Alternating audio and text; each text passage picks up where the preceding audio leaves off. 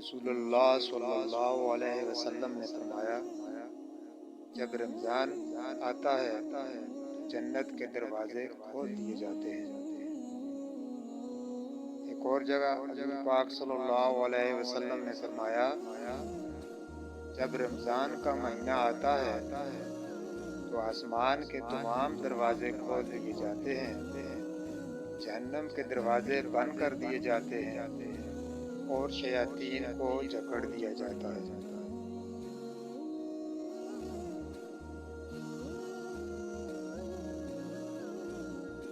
ایک جگہ ارشاد فرمایا،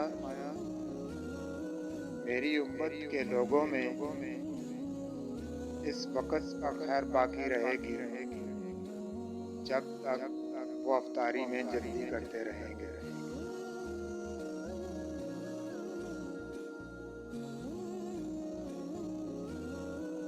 رسول کریم صلی اللہ علیہ وسلم نے فرمایا، جنت کا ایک دروازہ ہے جسے ریحان کہتے ہیں، قیامت کے دن اس دروازے سے صرف روزہ دار ہی جنت میں داخل ہوں گے، ان کے سوا اور کوئی اس میں داخل نہیں ہوگا۔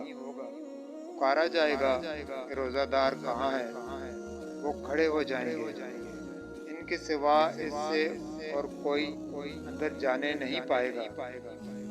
اور جب یہ لوگ اندر چلے جائیں گے، یہ دروازے بند کر دیے جائیں گے، پھر اس سے کوئی اندر نہ جا سکے۔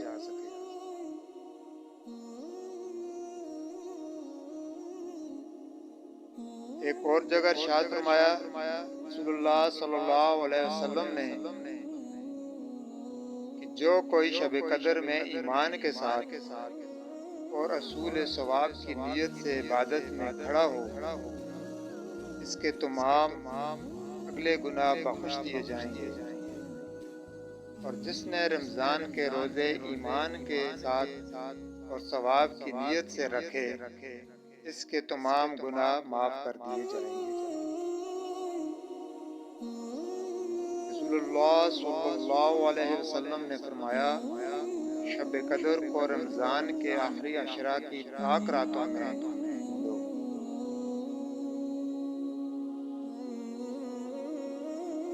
ایک جگہ اور ارشاد فرمایا، نبی کریم صلی اللہ علیہ وسلم نے شب قدر کو رمضان کے آخری عشرہ کی تلاش کرو، جب 9 راتیں باقی رہ جائیں یا 5 راتیں باقی رہ جائیں، یعنی 21 یا 27 یا 25 راتوں کی شب میں شب قدر کو تلاش کرو۔